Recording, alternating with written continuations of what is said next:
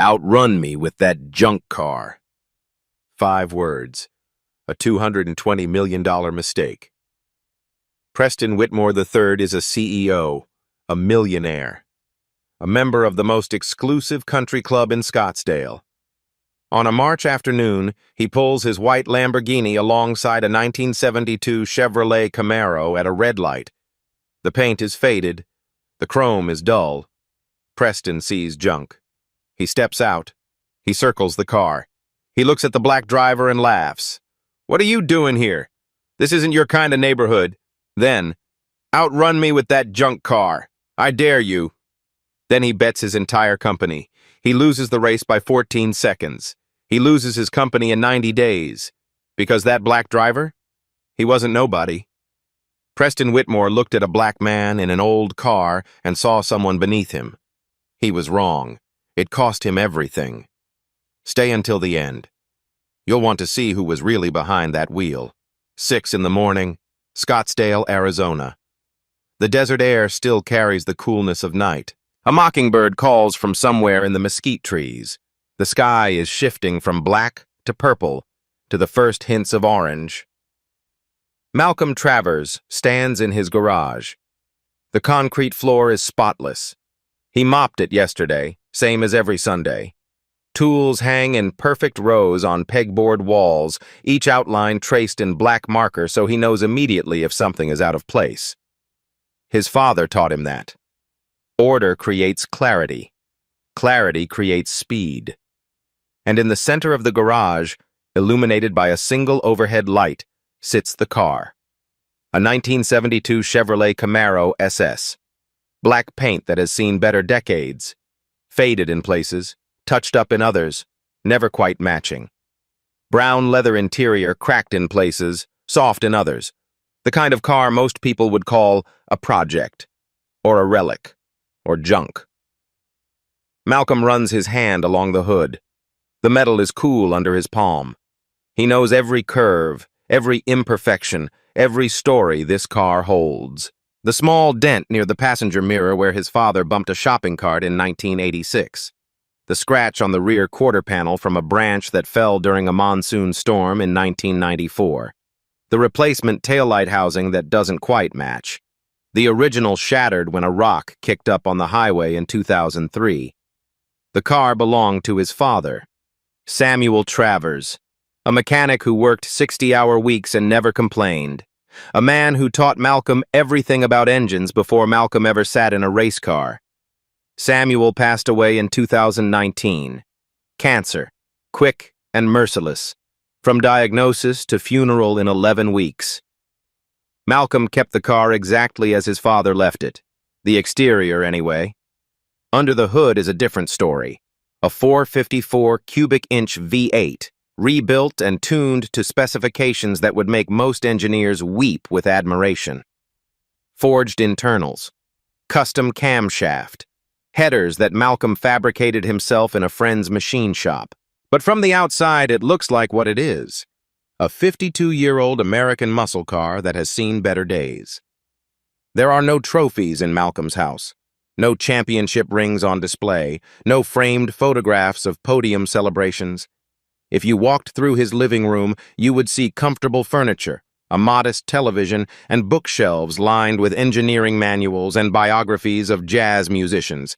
You would never know that the man who lives here once stood at the absolute pinnacle of motorsport. 3 Formula One World Championships.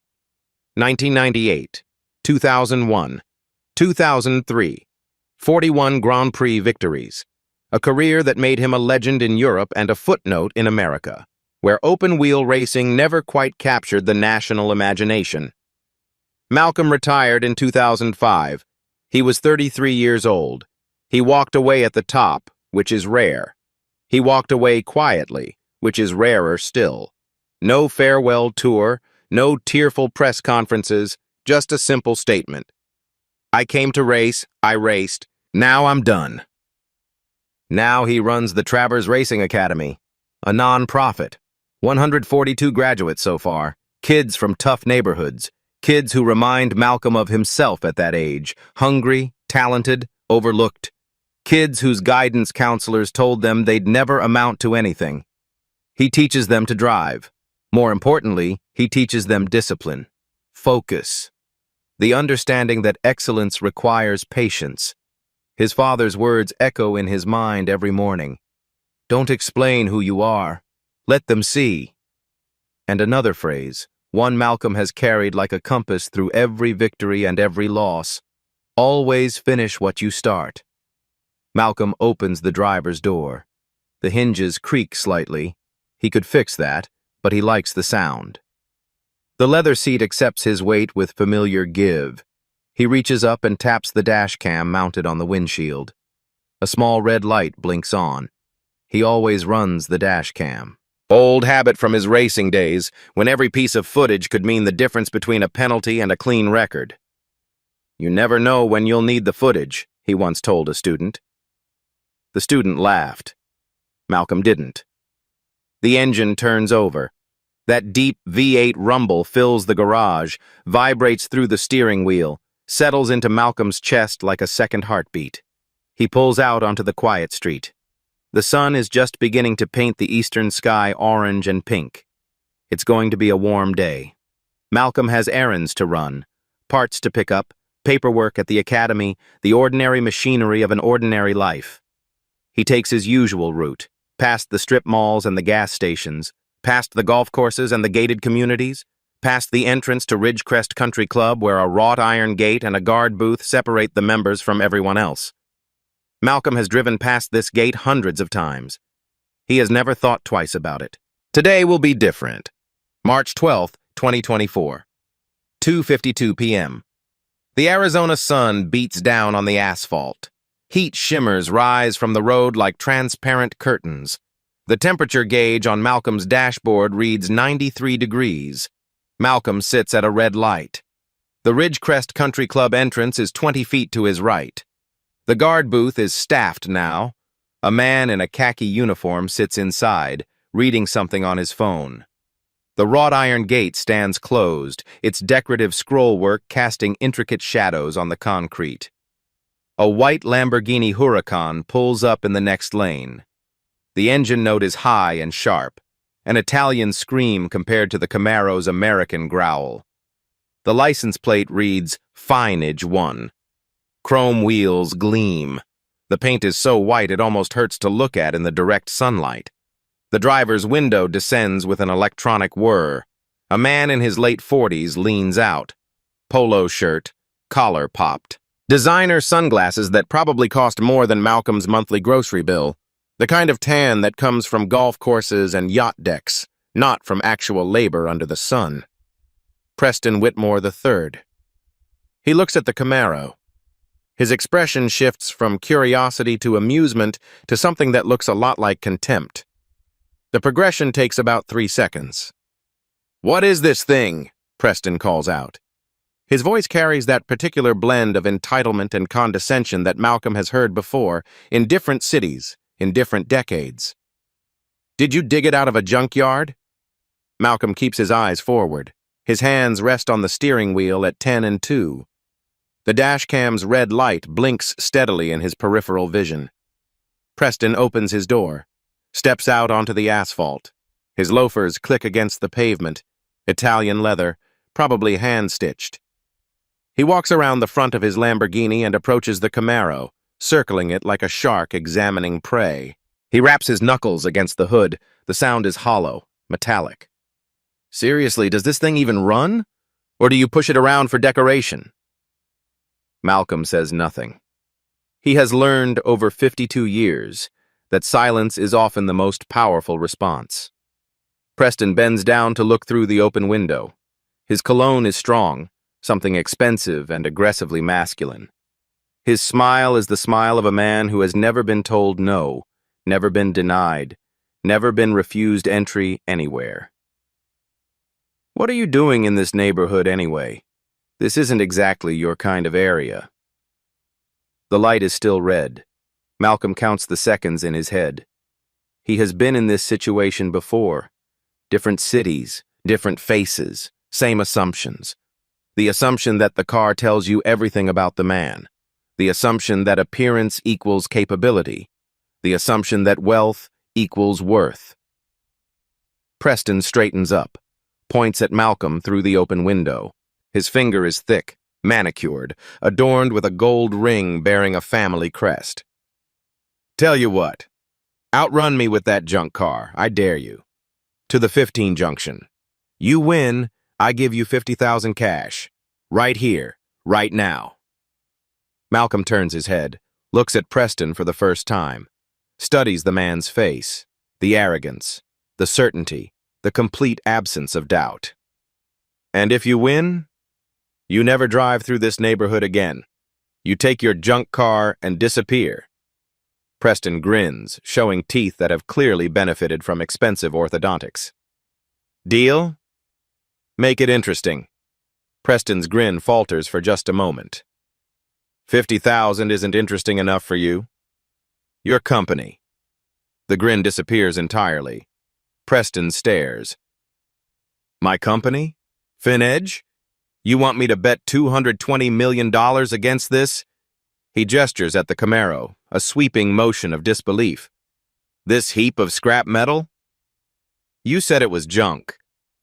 Malcolm's voice is calm, level, the voice of a man who has stared down opponents at 200 miles per hour. Should be easy money. Something flickers in Preston's eyes.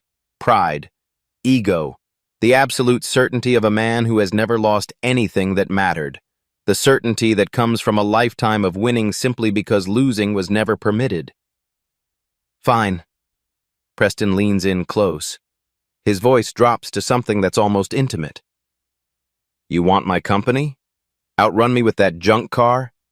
And I'll sign over every single share of FinEdge Corp. But when you lose, and you will lose, you hand me the keys to this pile of garbage and I never see your face again. Deal? Deal. Preston extends his hand. Malcolm looks at it, does not move. I don't shake on bets, Malcolm says. I finish them. In the guard booth of Ridgecrest Country Club, a security officer named James Holloway watches through the window. He has worked here for 7 years. He has seen Preston Whitmore do this before, the confrontations, the insults, the alpha male posturing, always with the same type of target, always with the same casual cruelty. James shakes his head slowly. He doesn't know who the man in the Camaro is, but something about his stillness, his calm, his complete lack of fear.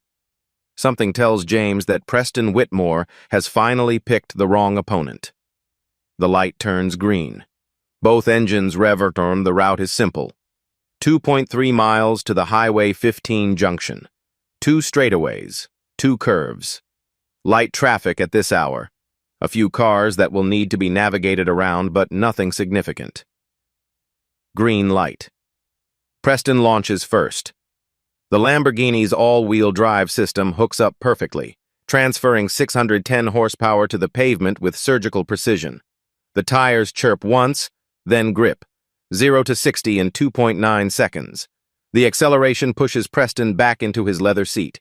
In his rearview mirror, Preston sees the Camaro shrinking, already falling behind. He smiles, tastes victory. Too easy. But Malcolm isn't racing yet. He's waiting, feeling the road through the steering wheel, through the seat, through the pedals, listening to his engine, reading the pavement ahead. In Formula One, the start is important. What comes after is everything. The first curve approaches. A gentle right-hander, maybe 30 degrees. The kind of corner that separates amateurs from professionals. Amateurs see a curve. Professionals see an opportunity. Preston enters fast, brakes late. Later than he should, actually, showing off even though no one is watching. He feels the Lamborghini's sophisticated traction control system, managing the weight transfer, keeping the car stable despite his aggressive input. Malcolm enters faster. No traction control, no stability management, no computer assistance of any kind. Just a man and a machine and 30,000 hours of muscle memory developed on the most challenging racetracks in the world. He clips the apex perfectly. the Camaro's rear end stepping out just slightly before hooking back up. He loses no speed. His line is textbook, or rather, his line is what textbooks try to describe. Preston loses 0.4 of a second. He doesn't know it yet. The first straightaway opens up. The Camaro's V8 opens up with it. The sound changes. Deeper, angrier, a mechanical roar that seems to come from the earth itself. This is not the sound of a junk car. This is the sound of American muscle at full fury.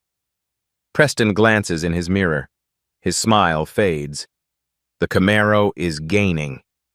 Impossible. That junk car cannot be gaining on a Lamborghini Huracan. But it is. Malcolm's foot is flat on the throttle. His hands are steady on the wheel. His eyes are fixed on the road ahead, already planning the next corner, already calculating speed and angle and grip. This is not a street race to him. This is nothing. A casual Sunday drive compared to what he has experienced. He has raced at Monaco, where the margin for error is measured in centimeters and a moment's hesitation means contact with concrete barriers. He has raced at Spa, where rain turns the track into a mirror and the brave separate themselves from the merely talented. He has raced against the best drivers in the world, wheel to wheel, at 200 miles per hour, with millions of people watching. Preston Whitmore is not even in the same category. Preston Whitmore is not in any category that matters. The second curve, a sharper left-hander, maybe 45 degrees. This one requires commitment. This one separates those who believe in their abilities from those who merely hope. Preston brakes too early. Fear, finally, creeping into his calculations. His subconscious knows what his conscious mind refuses to accept.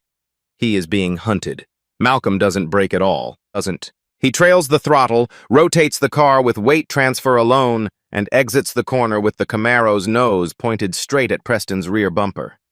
The maneuver is so smooth, so effortless, that it looks like the car is driving itself. It isn't. Malcolm is simply that good. They are side by side now. The rumble of the V8 mixes with the scream of the V10. American muscle against Italian engineering. History against technology. Experience against equipment. Preston looks left. For the first time, he sees Malcolm's face clearly. Calm, focused, almost bored. The face of a man who has done this so many times that it no longer requires conscious thought. The final straightaway. 500 meters to the junction. Preston floors it. The Lamborghini screams forward, every one of its 610 horses straining against gravity and air resistance. The Camaro screams louder. Malcolm passes Preston like Preston is parked. The gap opens. 1 car length, 2, 3, 4.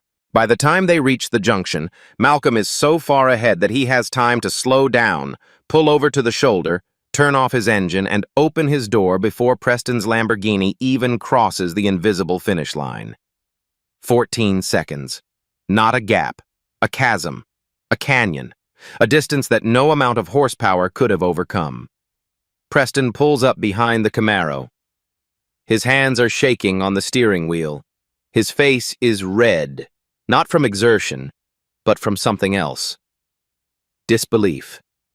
Rage. Humiliation. The unfamiliar sensation of being completely, utterly outclassed. He steps out of the Lamborghini. His legs feel unsteady. He walks toward the Camaro, where Malcolm is leaning against the driver's door, arms crossed, waiting. "You cheated!" Preston's voice cracks. "There's no way that junk car beat me fairly. It's modified. It's illegal. This doesn't count. I want a rematch." "There's no rematch clause in Outrun me with that junk car." Malcolm's voice is quiet but firm. "You said it. I did it. A bet is a bet."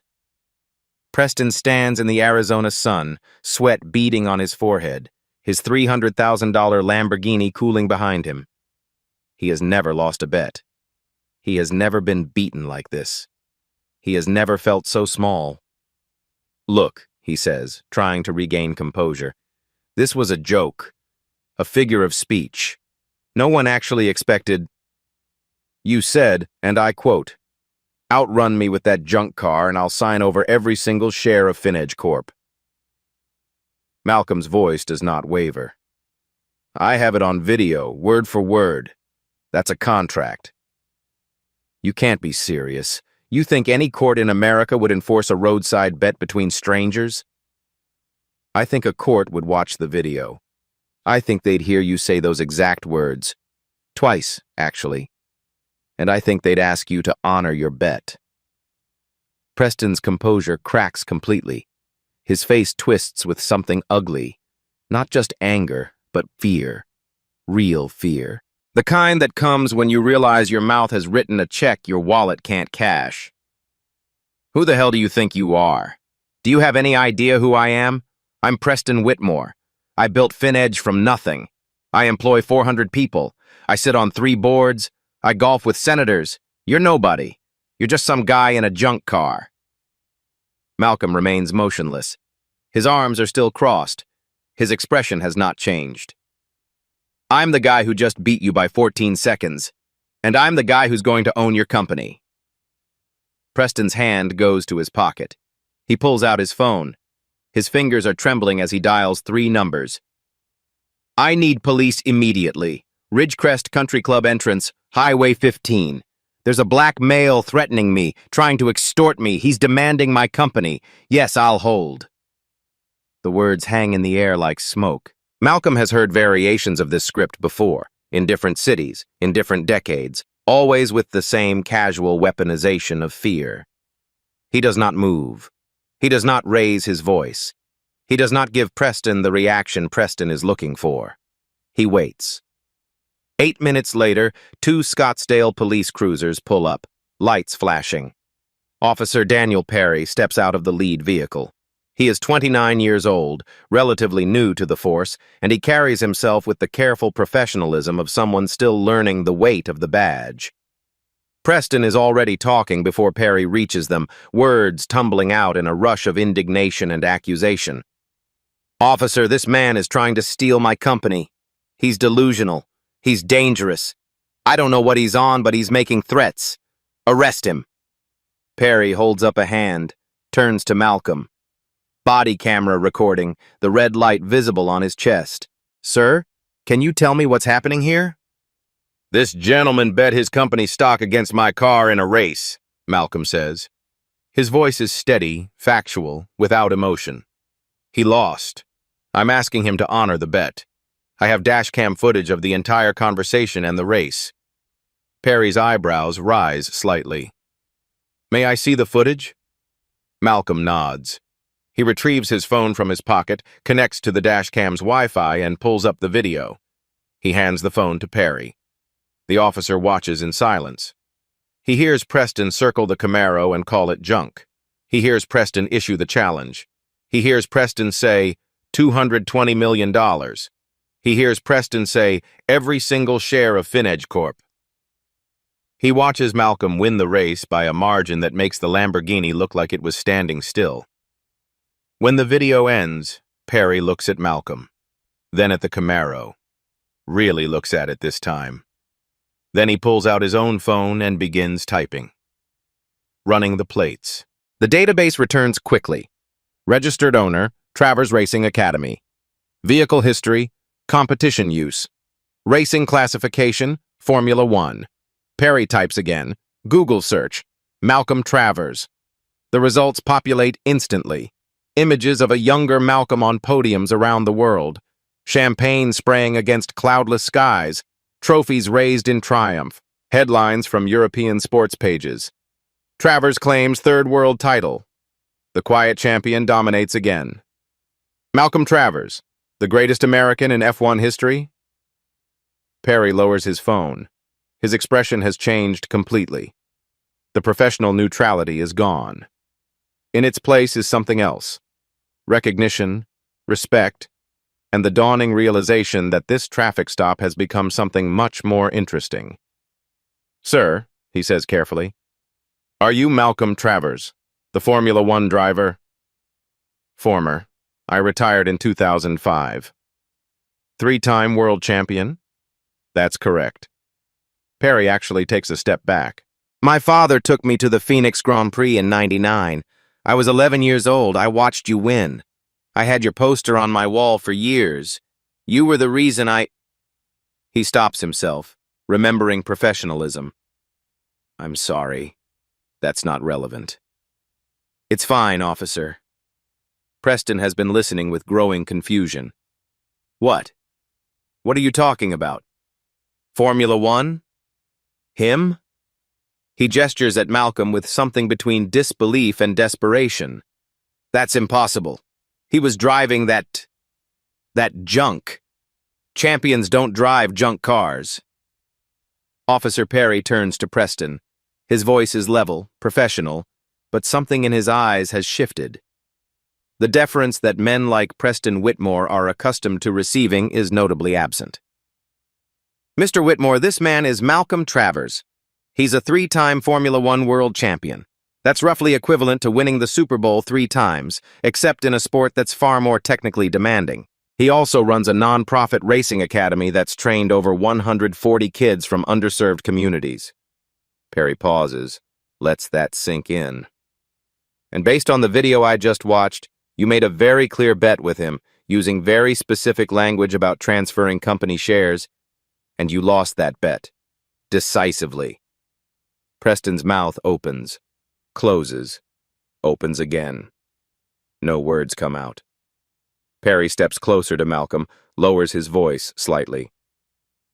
Mr. Travers, if you want to pursue this legally, I'll provide my body cam footage, the dash cam footage you showed me, and my sworn testimony. I witnessed the conversation. The bet was clear and voluntary on both sides. I appreciate that, Officer Perry. For what it's worth, sir. Perry hesitates, then continues. What you've done with the academy, training kids, giving them a chance, that matters more than any championship. At least that's what I think. Malcolm nods. No pride in the gesture. Just acknowledgement. Preston steps forward. His voice is rising, desperation bleeding through the anger. You can't do this. I'll sue. I'll sue both of you. I'll sue the police department. My lawyers will destroy you. You have no idea what kind of resources I have. Perry holds up a hand. Mr. Whitmore, I'd recommend you call your lawyers, because from what I saw, you made a bet, you lost, and now you owe this man a company. Everything else is above my pay grade. Preston stares at Perry, at Malcolm, at the Camaro with its faded paint and its hidden power. His face cycles through emotions, rage, disbelief, calculation. Then something settles, a cold determination. This isn't over, he says.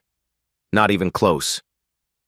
If you've ever been underestimated because of what you drive, what you wear, or what you look like, stay with me. This story is about to get personal. March 15th, 2024. Malcolm sends a formal letter to Preston Whitmore III demanding the transfer of all FinEdge Corp shares in accordance with their verbal agreement of March 12th. The letter is polite, professional, legally precise. It gives Preston 14 days to comply. Preston does not respond.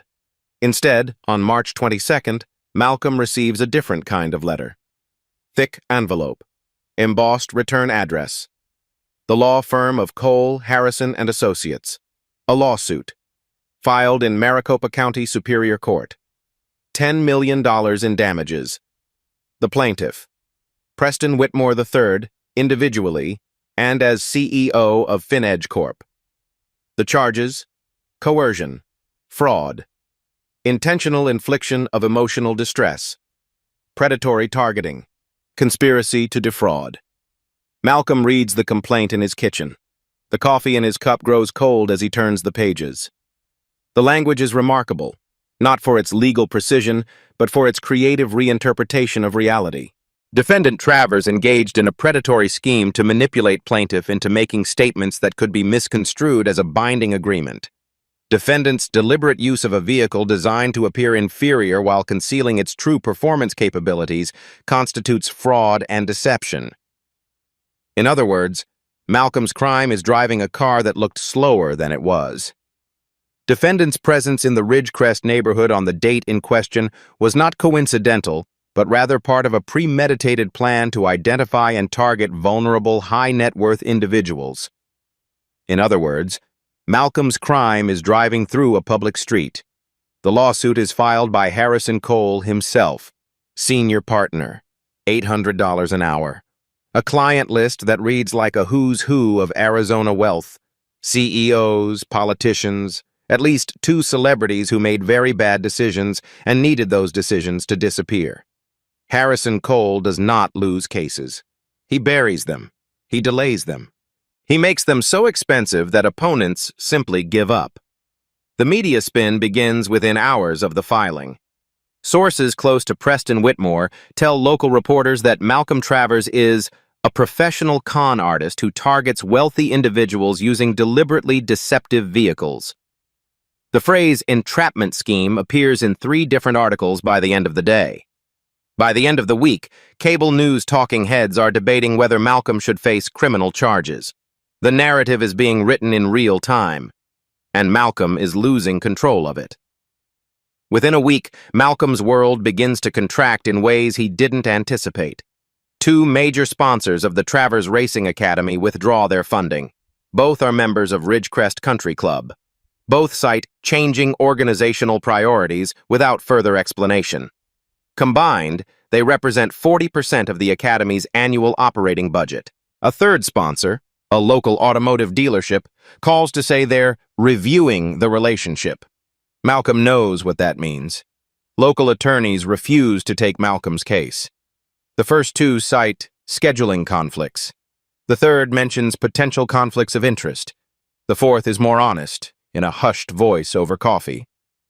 I'm not going up against Harrison Cole.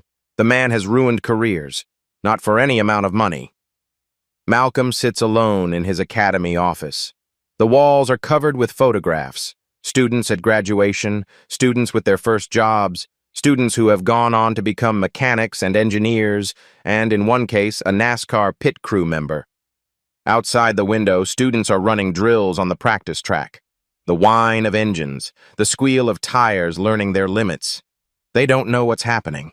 They don't know that the program keeping them off the streets, giving them skills, giving them hope, that program might be gone in 6 months if the sponsors keep falling away. Malcolm's phone buzzes. Another media request. Another reporter wanting a comment on the alleged scheme. He ignores it. The lawsuit is not about winning. Malcolm understands this immediately. Preston Whitmore does not need $10 million. He has $220 million. He needs delay. Obfuscation. The opportunity to bury Malcolm in legal fees, discovery requests, depositions, and motions until the original bet becomes a footnote in a case file. This is how the system works. This is how men like Preston Whitmore have always operated. Not through strength or merit, but through attrition. Through the simple, brutal reality that justice is expensive, and most people cannot afford the admission price. Malcolm picks up the phone, calls his personal attorney, a man named Douglas who handles his taxes and academy paperwork and has never handled anything close to this. Doug, I need you to find me someone who isn't afraid of Harrison Cole. A long pause. Malcolm, that's a very short list. I don't care how short it is. Find them. He hangs up, walks to the window, watches his students take corners, learning the physics of weight transfer and grip, learning the patience that speed requires. His father's voice echoes in his memory. Always finish what you start. Malcolm has never walked away from anything in his life. He walked away from Formula One, but that was a victory lap, not a retreat. He has never surrendered. Never accepted defeat that wasn't earned. He's not about to start now. In his lawsuit filing, Preston Whitmore III maintains that his statements during the March 12th encounter were hyperbolic jest and never intended as a binding offer. His attorney, Harrison Cole, issued a statement. Mr. Whitmore was the victim of a calculated scheme designed to extract financial concessions through psychological manipulation. The so-called bet was nothing more than casual banter taken wildly out of context by an individual with clear predatory intent. We are confident the courts will see through this conduct and hold Mr. Travers accountable. Rachel Bennett has been a reporter at KTVS 12 for 11 years. She has covered corruption, fraud, institutional failures, and the occasional feel-good story to balance out the darkness. She has won 2 regional Emmys. She has sources in the police department, the courthouse, and half the businesses in Phoenix. And she has learned to trust her instincts. Her instincts tell her that the Malcolm Travers story is bigger than a bet. The tip comes from an anonymous email. An employee at Ridgecrest Country Club. She doesn't know which one yet. The message is simple. Preston Whitmore has done this before. Check the security footage. Ask about the others. The others. Rachel meets Malcolm at a coffee shop in downtown Phoenix. Neutral territory. He brings his laptop. She brings a legal pad and a recorder. She watches the dashcam footage twice, taking notes, pausing to write down exact quotes. When it ends, she looks up. "This is clear," she says. "He said the words. He made the bet. He raced. He lost. But to beat Harrison Cole in court, you need more than clear. You need overwhelming. You need pattern. You need context. What do you need from me? Access, cooperation, and patience. This kind of investigation takes time. If I rush it, if I make mistakes, Cole will bury me too." Malcolm nods. "You have all 3. Rachel begins to dig. Her first break comes from the anonymous source, who turns out to be James Holloway, the security guard who watched the confrontation from his booth. James agrees to meet off the record at a diner near the airport. Then, after Rachel explains what she's looking for and why, he agrees to meet on the record. Then, crucially, he agrees to provide something invaluable: access to the club's security camera archives. What Rachel finds is a pattern, a clear, documented, undeniable pattern. 5 incidents in 2 years, all involving Preston Whitmore III, all involving people of color. March 2022. Preston confronts a black physician in the club parking lot. The doctor drives a Honda Accord, perfectly respectable, but not flashy. Preston's recorded words: "What kind of doctor drives a welfare car? Are you sure you're at the right club?" The physician files a complaint with the club manager. Nothing happens. No investigation. No consequences. August 2022. Preston approaches a black family viewing a home for sale near the club. They are being shown the property by a licensed real estate agent. Preston walks across his lawn, interrupts the showing, and says, "This neighborhood has standards. Are you sure you can meet them?" The family does not buy the house. January 2023. Preston stops a black college student driving through the area. The student is a senior at Arizona State, visiting a friend who lives in the neighborhood. Preston blocks the student's car with his Lamborghini, approaches the window and asks, "Are you lost or are you casing houses?" The student files a police report. The report goes nowhere. June 2023. Preston calls the police on a black electrician performing permitted work at a member's home. The electrician has a valid work permit, the homeowner's explicit permission, and a company vehicle clearly marked with his employer's logo. He is nevertheless detained for 45 minutes while officers verify his story. No charges, no apology. March 2024. Preston confronts Malcolm Travers. The pattern is undeniable. The target selection is unmistakable. But Rachel needs more. She finds 3 additional witnesses, all people of color, all with stories about Preston Whitmore that echo each other in ways that cannot be coincidental. "He called my car junk," one witness tells her, a middle-aged man who works as an accountant. "Then asked if I stole it. I was picking up my daughter from a birthday party." He called my house that junk property at a HOA meeting, says another witness, a woman who owns a home in a neighborhood adjacent to the club. In front of 30 people. I've lived there for 12 years. He called my lawn equipment junk and asked if I had a permit to work here, says the third witness, a landscaper who was mowing his own lawn. I was at my own house, mowing my own grass, in my own neighborhood. The word junk. Over and over and over, a code word, a weapon, a way of saying you don't belong without saying it explicitly. Rachel obtains an internal email sent by Preston to the Ridgecrest Country Club board in January 2024. The subject line, Community Standards, Urgent. We need to be more aggressive about keeping the wrong people out. Start with the parking lot. If they drive junk, they probably don't belong here. Our members pay significant dues for the privilege of exclusivity. We need to protect that privilege. If they drive junk, they probably don't belong. James Holloway agrees to go on camera. His face is tense, his voice steady. I've worked there 7 years. Every incident I reported involving Mr. Whitmore was with a person of color. Every single one. And he always started with the car. Junk car. Welfare car.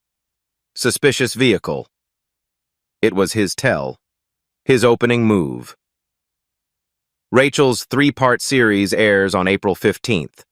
Part 1 covers Malcolm's story. Part 2 reveals the pattern. Part 3 features the witnesses, the emails, the security footage. Within 48 hours, the series has been viewed over 2 million times online. National outlets begin picking up the story.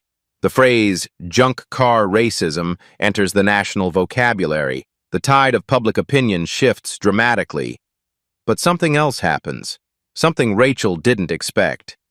What Harold Gibson knows has been buried for 41 years, and it connects Malcolm Travers to Preston Whitmore in a way neither man ever imagined. Harold Gibson's voice is thin with age, but his memory is sharp. 78 years have not dulled the details. Mr. Travers, I saw the news. I knew your father, Samuel. He worked at Ridgecrest Country Club back in the 80s. A pause. The sound of an old man gathering difficult memories.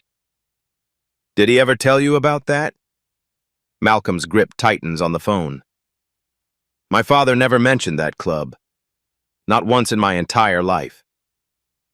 He wouldn't have. Harold sighs. He was a mechanic there. 1979 to 1983. Best mechanic they ever had.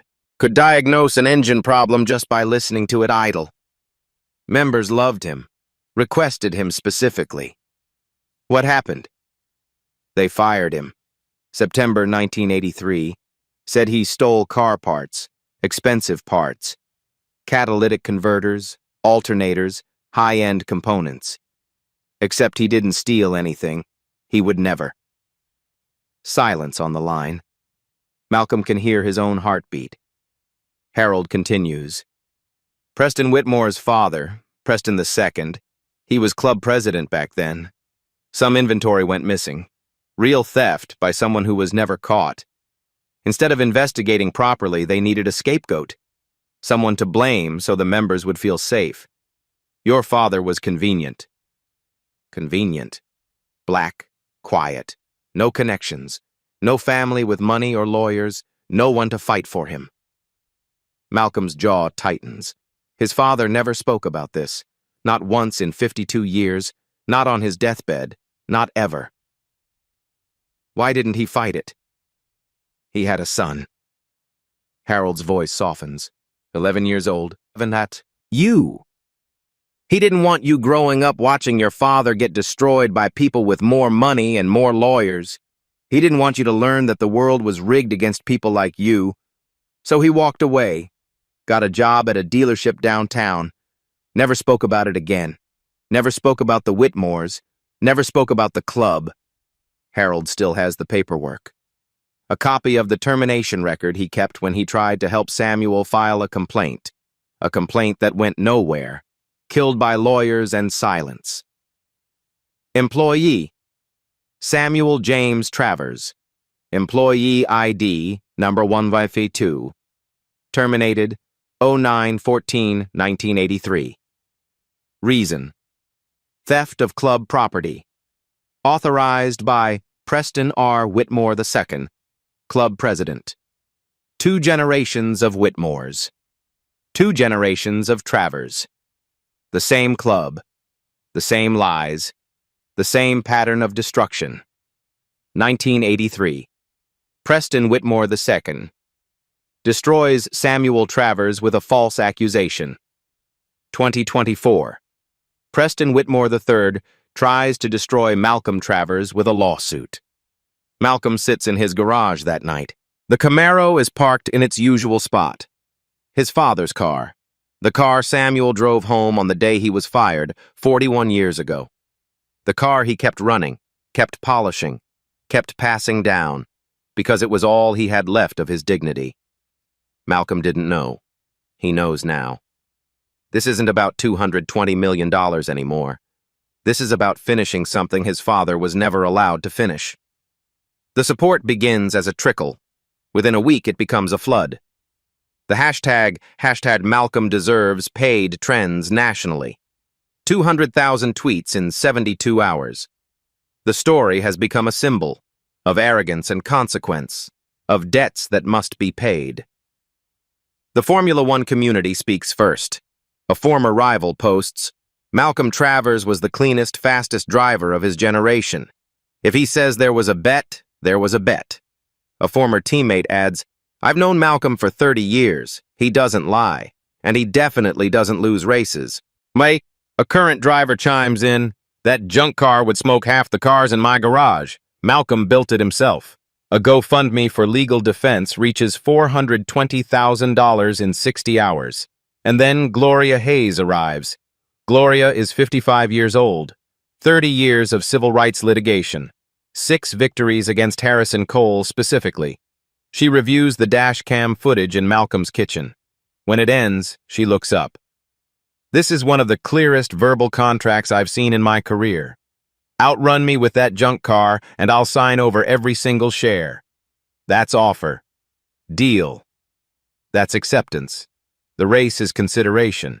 This is binding under Arizona law." Harrison Cole says it was hyperbole. Harrison Cole gets paid to say whatever his clients need. Gloria smiles. The question is whether a judge will believe it. They won't. She brings in Victor Sandoval, a contract law professor at Arizona State, as an expert witness. In Arizona, verbal contracts are fully enforceable when 4 elements are present: offer, acceptance, consideration, and mutual intent. This video shows all 4, unambiguously. Mr. Whitmore owes Mr. Travers his company. Gloria files for expedited arbitration. No jury trial, no years of delays. A single arbitrator will make a binding decision within 30 days. Harrison Cole fights the motion. He wants delay. He wants discovery. He wants the slow grind of the legal system. The arbitrator denies Cole's request. Hearing date, May 28, 2024. Preston Whitmore has 23 days to find a way out of his own words. May 28, 2024. 10:00 a.m. Phoenix Arbitration Center. A conference room with oak paneling and fluorescent lights. Malcolm sits on one side with Gloria Hayes and Victor Sandoval. He wears a simple gray suit, his father's watch on his wrist. Preston sits on the other side with Harrison Cole and 4 junior associates. His suit costs more than most cars. His fingers drum the table, never quite still. The arbitrator is the Honorable Margaret Sullivan, retired after 25 years on the bench. No patience for theatrics. Gloria speaks first. This case is simple. A man made a bet. He lost. Now he doesn't want to pay. We're here to make him pay. The dashcam footage plays on a large screen. The room is silent as Preston's voice fills the space. "Outrun me with that junk car. I dare you." And then, "Outrun me with that junk car, and I'll sign over every single share of FinEdge Corp." Victor Sandoval presents his analysis. 4 elements of contract formation, all present, all documented. Officer Perry's sworn statement is read. I witnessed the aftermath. Mr. Whitmore clearly understood he had lost a bet. His attempts to avoid paying are consistent with someone who knows they owe a debt. Harrison Cole rises. This was a jest. Mere puffery. No reasonable person would interpret, "I'll sign over every share," literally. Gloria's response is immediate. When someone says, "I'll give you $1 million," and then actually participates in the condition, in this case a race, it's no longer hyperbole. Mr. Whitmore got in his car and raced. He performed. That makes it a contract.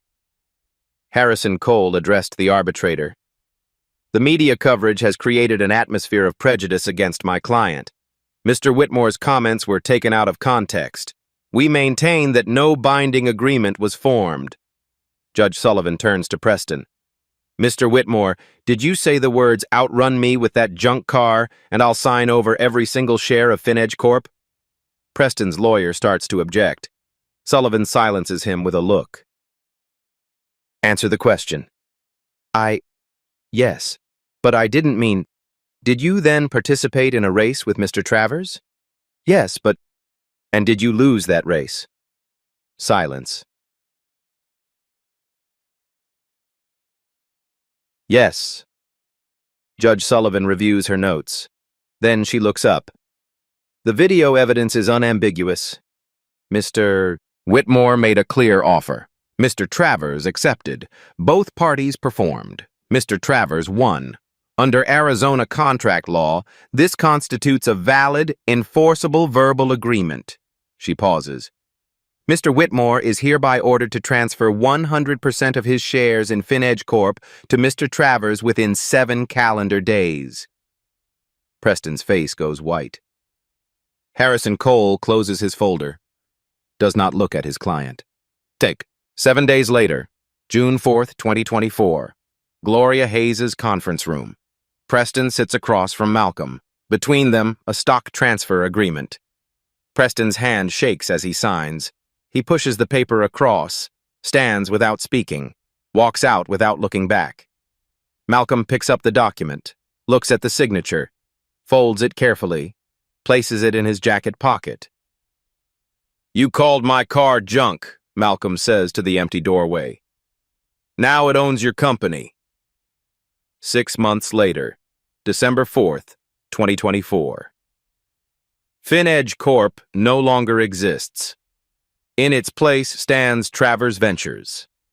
Malcolm sold 60% of the shares to investors who passed his ethics screening. The remaining 40% generates enough income to fund what matters, $100 million. That's the number Malcolm deposited into the Travers Racing Academy Endowment Fund. Enough to operate for 200 years. 5 new locations: Phoenix, Tucson, Albuquerque, Las Vegas, Los Angeles. 800 students. Full scholarships for everyone. Preston Whitmore III filed for bankruptcy 3 months after the transfer. The Scottsdale house sold for $4.2 million. The Lamborghini sold too, purchased by a former Academy graduate. Preston lives in Ohio now, with his brother, in a guest bedroom. His calls go unanswered in Phoenix business circles. The club lost 45% of its membership after Rachel's investigation. New policies prohibit discrimination based on vehicle appearance or perceived socioeconomic indicators. Officer Daniel Perry was promoted to sergeant. He teaches at the police academy now, a lecture called Doing the Right Thing When No One's Watching. Rachel Bennett won a regional Emmy. She turned down a national network job to stay in Phoenix. James Holloway is now head of security at the Travers Racing Academy. 6 in the morning. The garage. The Camaro is parked in its usual spot. Same faded paint, same cracked leather, same engine his father helped him build. A student approaches, 16 years old. Mr. Travers, you could buy any car now. Ferraris, Lamborghinis. Why do you still drive this old Camaro? Malcolm touches the hood. The metal is cool under his palm. This car taught a millionaire a $220 million lesson. It taught him that junk is just a word people use when they can't see value. He opens the driver's door. And it taught me something my father always said. Don't explain who you are. Let them see. The engine turns over. That deep V8 rumble fills the garage. I think this car has earned its spot. Don't you? Outrun me with that junk car. Preston Whitmore said it as an insult. Malcolm Travers turned it into a $220 million receipt. Don't judge a car by its paint. Don't judge a man by his clothes. And never bet what you can't afford to lose. If you've ever been called junk, this story is for you. If you've ever been underestimated, this story is for you. Like, subscribe, share. 5 words can cost you everything. Or win you everything. It depends on which side of the bet you're on.